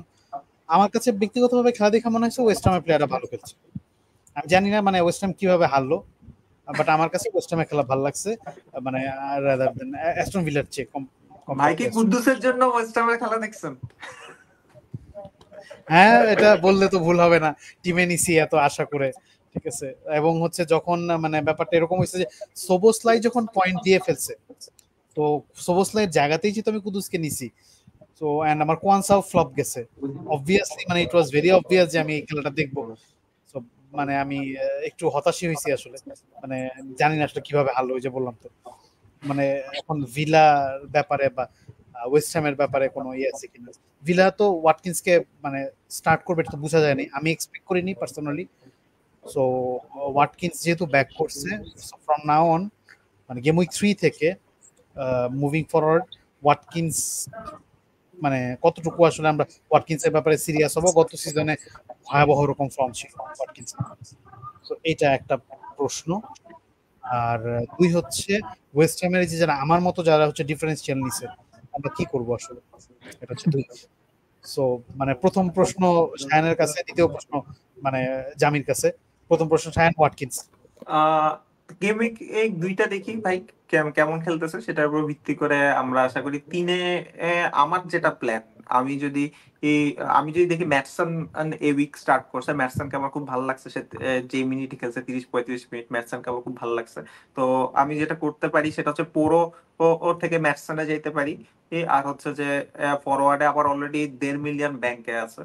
তো আমি সেই হিসেবে হয়তো জাও পেড্রো ও থেকে মানে জাম্প করবো, বাট জাও পেড্রো থেকে হয়তো পসিবল না। ইভেন হালান্ডকে যদি আমি সুইচ করতে চাই তাহলে আমার তো টিমে হালান্ড নাই বুঝতে পারছি। মানে ইভেন যারা হালান্ডকে সুইচ করতে চাচ্ছে এবং সালাকে গেম উইক 3 থেকে নিতে যাচ্ছে, তারা যেটা করতে পারে যে হালান্ড থেকে ওয়াটকিন্সে গিয়ে মিডে মানে তারা ইয়েকে আনতে পারে, আচ্ছা, মানে সালাকে আনতে পারে। সালাকে আনতে পারে। ওকে, সো নেক্সট যেটা আমার ইয়ে ছিল যে যারা ওয়েস্ট হ্যাম নিয়ে স্টার্ট করছে যে আমার মতো, মানে তারা আসলে কি করব, মানে ওয়েস্ট হ্যামের আমরা মানে ফিক্সচার যদি যে ফিক্সচার খুব ভালো না, আই অ্যাগ্রি, বাট ডিফারেন্সিয়াল হিসেবে আসলে স্টার্ট করাইছিলাম, বাট মানে কি করা যায় জামি, আমি তো সুবিধার জন্য ফিক্সচার বলেন ভাই, আমি ওয়েস্ট হ্যামের দিকে তাকাইও নাই এপ্রিল প্লেয়ার খেলার মানে এই নেওয়ার সময়, টিম সিলেক্টের সময়। কারণ আমি যতদূর জানি ওদের অনেকগুলো প্লেয়ার কিনছে, ভালো ভালো কিছু প্লেয়ার কিনছে, নতুন কোচ আসছে, লোপেতেগুয়ে আসছে, যার খেলা সিস্টেম ডাইচের আগের ময়েসের থেকে ডিফারেন্ট। ডিফারেন্ট। সো বাট যদিও খেলা নাকি শুনছি যে ময়েসের মতোই খেলছে, অনেক বেশি ক্রস ছিল ওদের মনে হয় অ্যাটাকিং এর যে স্ট্রাইকার ছিল, ফুল রক ফাক রক আমি জানি না, এক্সাক্ট নাম মনে রাখতেছে না। হ্যাঁ, অ্যান্টোনিও নামছে প্রথমে, অ্যান্টোনিও স্টার্ট করছে, বাট আমার মনে হয় ওই নতুন যে স্ট্রাইকার ওইদিকে আস্তে আস্তে শিফট হবে ওরা। সোচেক আর ওরাই, ওই হয়তো টার্গেট হচ্ছে ওদের সেট পিস গুলোতে। সেদিক থেকে কুদুস ওদের অনেকটা সেন্টার পয়েন্টে ওদের হার্ট বলতে পারেন। সামারভিল কি খেলছে গত ম্যাচে? সামারভিল খেলছে একটু। তো ওদের নতুন কিছু প্লেয়ার আছে, আমার মনে হয় ওদের একটা ট্রানজিশন পয়েন্টে আছে। সো নতুন করে তো কেউ অবশ্যই নিবে না যেহেতু ফিকচার কঠিন। আর যাদের টিমে কোনো নাই আপনার ট্রান্সফার করার মতো কিছু নাই, আমার মনে হয় প্রায় সবার টিমেই কোনো না কোনো জায়গায় ট্রান্সফার করার মতো আছে, তাদের ক্ষেত্রে আমি বলবো যে আরেকটা গেম উইক দেখা যেতে পারে কুদুসের ক্ষেত্রে। বাট আমার মনে হয় না এটা কোনো রাশ ট্রান্সফার। রাশ কিছু না, জাস্ট হচ্ছে গিয়ে আমি জাস্ট জানতে চাচ্ছিলাম যে আউট করে দিব কিনা, সেরকম কোনো ইয়ে আছে কিনা। আমি ব্যক্তিগতভাবে আউট করার ব্যাপারে মানে ওরা ক্রসে খেলছে, তো ক্রসে যেহেতু খেলছে আমি দেখছি কুদ্দুস প্রচুর বল পাইছে। তো ও কুদ্দুস বল ক্রস করতেছিল, তো যার কারণে আমার কাছে মনে হয় কুদ্দুস বেশ কিছু অ্যাসিস্ট পাওয়ার চান্স আছে। রাইট। আর একটা ট্রান্সফারের থেকে ভাই দুইটা ট্রান্সফার প্লাস 2 গেম উইকে ইনফরমেশন আমার মনে হয় ভালো হবে, যেহেতু সে শিওর স্টার্টার। যদি স্টার্ট না করতো আমি বলতাম যে হ্যাঁ অবশ্যই তখন চেঞ্জ করতে পারেন, বাট যেহেতু শিওর স্টার্টার প্লাস কিছু আছে, পসিবিলিটি আছে অ্যাসিস্ট পাওয়ার, সেই থেকে আপনি আরেকটা গেম উইকে দেখতে পারেন। অবভিয়াসলি এইবার তো আমাদের আসলে আরেকটা অপরচুনিটিও আছে, সেটা হচ্ছে 3টা গেম উইক দেখার পরে আমরা হচ্ছে গিয়ে ওয়াইল্ড কার্ড খেলে দিলাম আর কি। সো সেই মানে সুযোগটা তো থাকতেছে, কারণ গেম উইক সরি ট্রান্সফার তো আছেই আমাদের জমে থাকতেছে, ওটা প্রবলেম হচ্ছে না। ওকে, আমাদেরকে হচ্ছে গিয়ে তো জানাইছে ফুল গ্রুপ খারাপ অপশন হবে না যদি ওয়েস্ট হ্যাম ক্লিক করতে পারে, কিন্তু সে নিজে আবার ওয়েস্ট হ্যামের ব্যাপারে খুব একটা ইন্টারেস্টেড না। ওয়েস্ট হ্যামের ব্যাপারে ইন্টারেস্টেড হওয়ার তেমন কিছু নাই ভাইয়া, আমিও ছিলাম না, জামিও যেটা বললো ছিল না, জাস্ট ডিফারেন্সিয়াল হিসেবে চিন্তা করছিলাম, যে কারণে একটু সরে গেছিলাম, nothing else. Okay, so I think we are on the last match, Brentford versus Crystal Palace. Wissa জামি উইসা না ভাই, এমবুয়েমো। উইসা না। আচ্ছা, এমবুয়েমো। ওকে, সো মানে কি অবস্থা, মানে এদেরকে কি ভবিষ্যতে পিক করার মতো মানে মনে হচ্ছে নাকি? তা অনেক বেশি মনে হচ্ছে, উইসাও মনে হচ্ছে, বাট আমার মনে হয় এমবুয়েমোই বেস্ট চয়েস হবে ব্রেন্টফোর্ডের দিকে। প্লাস টনি চলে যাচ্ছে মনে হয়, চলে গেলে তো পেনাল্টিটাও পেয়ে যাচ্ছে। আর ওদের টিমে আমার মনে হয় না টনির কোনো অ্যাবসেন্স বোঝা গেছে গতকালকে। মেইন ট্যালিসম্যান আগের সিজনের মতো এমবুয়েমোই আছে, জাস্ট আগের সিজন গুলোর মতো পোস্টে বেশি বল না লাগালেই হলো। বাট আমার মনে হয় যে এমবুয়েমো বেস্ট অপশন হতে যাচ্ছে ব্রেন্টফোর্ডের জন্য। ওকে ওকে, এখন ভাই উইজা অন ফর্ম, এখন হচ্ছে উইজা অন ফর্ম। এখন ব্যাপারটা হচ্ছে যে টোনি চলে গেলে তারা একটা স্ট্রাইকার সাইন করছে কিনা সেটার উপর ভিত্তি করে অ্যাকচুয়ালি উইসার পটেনশিয়ালিটি ডিপেন্ড করতেছে। বিকজ উইসাকে যদি এই মানে ফরওয়ার্ড রোলটা একদম দিয়ে দেয় তখন আমার কাছে মনে হয় উইসা একটা ভালো অপশন হবে। বাট মানে তারা যে আরেকটা স্ট্রাইকার কিনে তখন উইসা অ্যাকচুয়ালি স্টার্ট করে কিনা সেটাও একটা বিষয়। বিকজ আমরা এর উইসার আগেও ক্ষেত্রে যে দেখেছি সবসময় যে মিনিটের একটা ভয় থাকে। একটা ঝামেলা থাকে। বাট এমবুয়েমো ওয়াজ ফিনোমেনাল। আর আর যাদের টিমে এজে আছে ভয় পাওয়ার কিছু নাই। AJ was so unlucky because referee কিন্তু এসে কে সরি বলছে যে এত সুন্দর একটা ফ্রি কিক গোল ফাও কারণে বাতিল করে দিল। তো আমার কাছে মনে হয় যে এজে খুব ভালো একটা অপশন। যাদের টিমে থাকবে আই থিঙ্ক হোল্ড। আর এজের ট্রান্সফার নিউজের যেটা আমরা কথা বলছিলাম লাস্ট এপিসোডে, আই থিঙ্ক সে ক্লজটা এক্সপায়ার্ড হয়ে গেছে। সো এজে উইল স্টে। এই যদি কেউ 100 মিলিয়ন দিয়ে বিট করে না নিয়ে যায় আর কি, আমার কাছে মনে হয় না ক্রিস্টাল প্যালেস মানে এজেকে সেল করবে। তো AJ will be great pick in this season. কারণ আর যাদের ডিফেন্সে মুনোস ছিল, তাদেরকে জাস্ট বলি Munoz is a good pick. But Mitchell অনেক ভালো খেলছে, মিশেল অনেক অ্যাটাকিং খেলছে এবং খেলা যদি আপনি দেখে থাকেন আপনাকে মুনোসের থেকে মিশেলকে অ্যাটাকিং বেশি লাগবে। সো সেই হিসেবে আমার কাছে মনে হয় যাদের টিমে এখনো ক্রিস্টাল প্যালেসের ডিফেন্ডার নাই তারা একটা হয়তো আনার কথা চিন্তা করতেছেন, তারা মুনোসের থেকে 4.5-এ মিশেলকেও মানে কনসিডার চিন্তা করতে করতে পারে। পারে, right. But ultimately Munoz got the points গত ম্যাচে। এটা এটা হচ্ছে কাহিনী। মানে মানে আমি যে কারণে যেটা বললাম যে মানে খেলা যে দেখে নাই সে আসলে মানে কি বলে মুনোসের দিকে যাবে। সে মুনোজের দিকেই যাবে। ঠিক আছে, ওকে। আচ্ছা, মুনোজের ওই ক্রসটা মনে হয় মিচেলেরই ছিল, পরে মুনোজের হেডে তারপরে মনে হয় ওন গোল টাইপের হয়েছে, হ্যাঁ বাট হ্যাঁ, অ্যাকচুয়ালি ক্রসটা ছিল মিচেলের। মিশেলের। মিশেলের, তো হ্যাঁ, মুনোস মিশেলের, যদি গোল করতো তাহলে মিশেল অ্যাসিস্ট পাইতো। মিচেল পাইতো, এক্স্যাক্টলি, এক্স্যাক্টলি। ওকে, সো আমরা হচ্ছে গিয়ে এখন আমাদের আসলে নেক্সট ইয়েতে মুভ করি। এখন এগুলো আমাদের খুবই মানে খুব শর্ট শর্ট পার্ট হবে, মানে এটা খুবই মজার। সেটা হচ্ছে যে আমরা অনেকেই অনেক জার্ক মানে আমাদের সহ্য হচ্ছে না, আমরা ট্রান্সফার করে ফেলতে চাচ্ছি, এরকম অনেকের ক্ষেত্রেই হচ্ছে। সো আমরা মানে কম বাজেটের, আমাদের আজকে শো এর নাম যেহেতু ছিল লেস এক্সপেন্সিভ প্রবলেম, সো যেহেতু কম বাজেটের প্লেয়ার গুলা মানে পড়ে যাচ্ছে বা ইয়ে হচ্ছিল, এটা নিয়ে যেহেতু প্রবলেমটা ছিল, সো কম বাজেটের প্লেয়ার আমরা মানে কিছু কম বাজেটের প্লেয়ার আসলে নিয়ে আসছিলাম যে যারা আসলে গত গেম উইকে টাইম পাইছে। এখানে হচ্ছে আমরা লো প্রাইস ডিফেন্ডার যারা 4 মিলিয়নে আছে এবং হচ্ছে মোটামুটি মিনিট পাইছে, এরকম এখানে ডিফেন্ডারদের একটা লিস্ট আছে। যদি কারো মানে আপনাদের প্রয়োজন হয় যারা ট্রান্সফার করতে যাচ্ছেন এখান থেকে এটা দেখতে পারেন। স্কিন ইপসুইচের defender maximum and Leicester, Southampton, এই টাইপের ছোট ছোট টিমের ডিফেন্ডার, বাট যারা বেসিক্যালি স্টার্ট করছে কত ইয়েতে বেঞ্চ ফিলার হিসেবে যদি প্রয়োজন হয় সেটার জন্য। এটা হচ্ছে ডিফেন্ডার। ডিফেন্সের দিকে আমার কাছে মনে হয় গ্রিভস একটা ভালো অপশন। এদের মধ্যে গ্রিভসের দিকে মানুষ যেতে পারে। গ্রিভস আর হাওয়ার্ড বেলিসকে আমি আগায় রাখবো এদের মধ্যে। আচ্ছা আচ্ছা, ওকে। গ্রিভস আর হার্ড বিলিস, এটা শায়ানের প্রেফারেন্স। ওকে, সো আমরা নেক্সট আমরা হচ্ছে গিয়ে মিডফিল্ড 4.5 টাকার মধ্যে মিডফিল্ড আমরা একটু দেখে নিতে পারি যদি বেঞ্চ ফিলার হিসেবে প্রয়োজন হয়। আমাদের প্রথম 3টা নাম, এরা হচ্ছে গিয়ে বেসিক্যালি আপনার স্টার্ট পাইছিল সাঙ্গারে উইংস অ্যান্ড নামটা জানি কি বলে, আইরো বুনাম। ওকে, হোয়াটএভার। এভারটনে খেলা দেখলে কিন্তু আপনার তার খেলা ভালো লাগবে। আমার মানে আমার কাছে আমি বোধহয় গত গত গেমে তার নাম বলছিলাম, বা আমার কাছে টিমো একটা ভালো অপশন হতে পারে মানে 4.5-এ মানে এবং 90 মিনিট খেলবে মোটামুটি শিওর। আচ্ছা, okay. So here are the midfielders যারা আসলে মোটামুটি মানে মিনিটস পাইছে গত গেম উইকে। আচ্ছা, আর হচ্ছে লো প্রাইস ফরওয়ার্ড যারা খুঁজতেছেন যে ফরওয়ার্ড পজিশনে আপনার একটা লো প্রাইস ফরওয়ার্ড দরকার। সো এখানে অ্যাডাম আর্মস্ট্রং 90 মিনিট খেলছে, ওয়েলব্যাক 90 মিনিট খেলছে, লারসেন সে 83 minutes, Joao Pedro 77, Antonio 72, Delap 72, Vardy 71।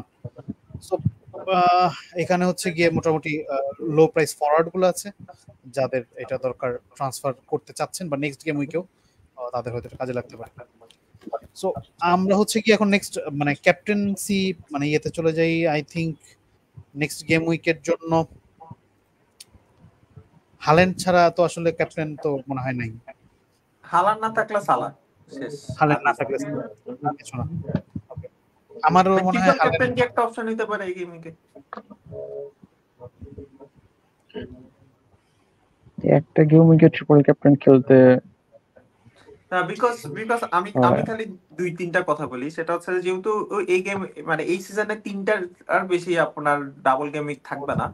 তো ডাবল গেমিং ব্ল্যাঙ্ক গেমিং যেটা বলে না কেন 3টার বেশি আপনার থাকবে না। ব্ল্যাঙ্ক গেমিং সহ যদি কাউন্ট করে তো 4টা হাইয়েস্ট, তো 4টার বেশি যেহেতু থাকবে না, আপনার চিপ আছে ভাই bench boost, free hit, mystery chip, triple captain. তো 4টা চিপ আছে, তো 4টা চিপ তো আপনি 4টা গেমে খেলতে পারবেন না, অনেকটা জিনিসটা হচ্ছে এরকম। তো আলটিমেটলি মানে ট্রিপল ক্যাপ্টেন আমার কাছে সবসময় মনে হয় একটা লো আপসাইড একটা চিপ। মানে এটাতে অ্যাকচুয়ালি খুব বেশি পয়েন্ট পাওয়া যায় না কখনোই, মানে খুব বেশি যদি ভাগ্য মানে স্ট্রাইক না করে আর কি। মানে যারা খেলতে চায় আমার কাছে মনে হয় একটা অপশন হতে পারে এই গেমিং এর triple captain. Because first of all আমরা দেখছি সিটি ভালো খেলছে, কোনো মিনিট রিস্ক নাই, হালান্ড একদম ফিট। So I guess can play triple captain if you want, because পরে আপনি খেলার সুযোগ পাবেন কিনা বা পরে এরকম একটা ফিক্সচার পাবেন কিনা সেটা আর একটা কনফিউশন কে থেকে যাবে। বলছে রাইট।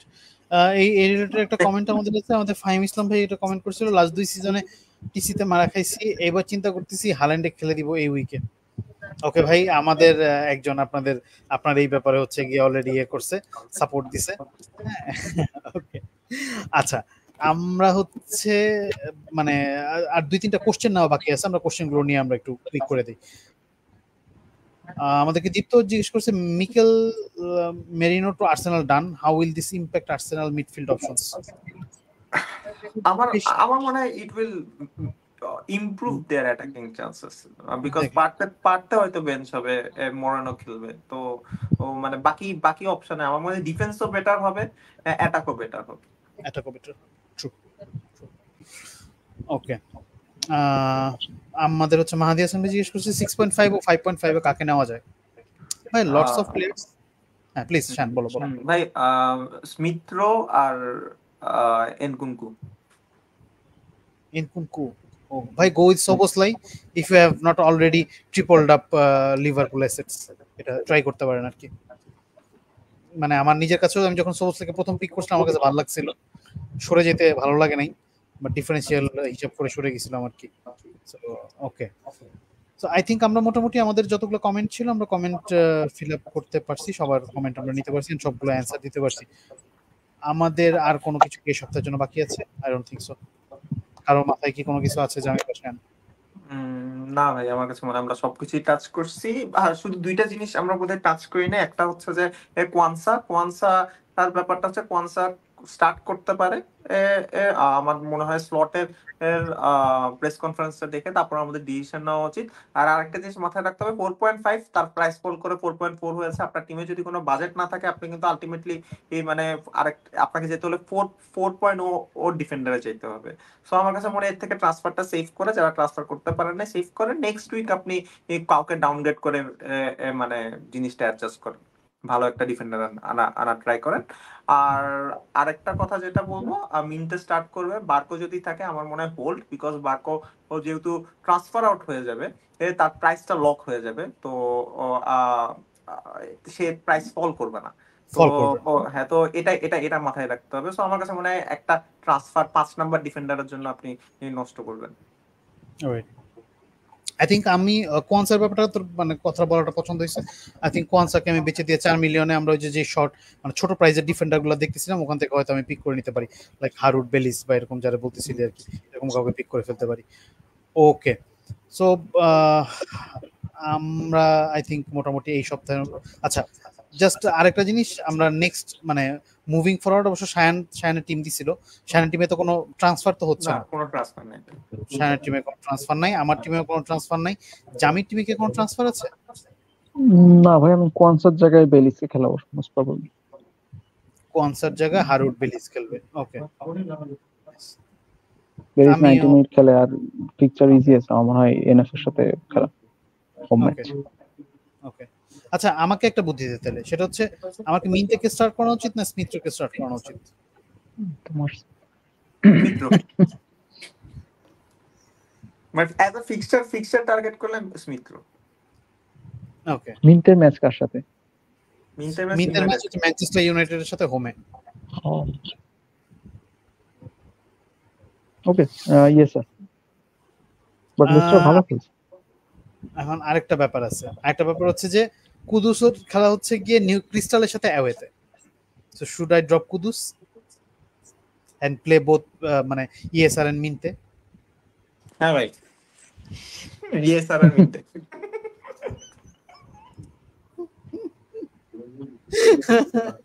আচ্ছা, ওকে। সো আমার ডিফেন্সে তো দুজন ডিরেক্ট বসে যাচ্ছে, কোয়ানসা আর বারকো দুজন বসে যাচ্ছে। মানে কনসাকে নামাইতে হবে, এছাড়া আসলে আর কোনো ইয়ে নেই। সো ট্রান্সফার করতেছি না, এটা ফর শিওর। বাকি সব ঠিক আছে। সো এতক্ষণ মানে এতক্ষণ ধরে ধৈর্য ধরে আমাদের সাথে যারা ছিলেন আপনাদের সবাইকে অসংখ্য অসংখ্য অসংখ্য ধন্যবাদ। আপনাদের সবার নেক্সট গেম উইক অনেক ভালো যাক। আমাদের মানে আমরা তিনজনের মধ্যে শুধুমাত্র সায়ানের গেম উইকটাই মোটামুটি বলা যায় এক্সপেক্টেড ছিল, বাকি আমাদের দুজনে এক্সপেক্টেড ছিল না। সো আমরা মানে মোটামুটি দোয়া প্রার্থী, আমাদের জন্য দোয়া করেন, আমাদের যেন এই গেম উইকটা ভালো যায় এবং আমরা যেন হাল্যান্ডকে ক্যাপ্টেন দিয়ে আমরা যেন হচ্ছে মোটামুটি এবার উপরে উঠে আসতে পারি। সো সবাই ভালো থাকবেন, সুস্থ থাকবেন এবং যেটা বলে শুরু করেছিলাম এই সপ্তাহের মানে শো, যে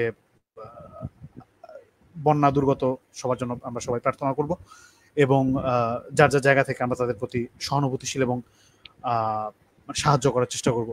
সবাই ভালো থাকেন, সুস্থ থাকেন অ্যান্ড সবার মানে গেম উইকটা ভালো যাক এই প্রত্যাশায় আজকের মতো এখানেই শেষ করছি।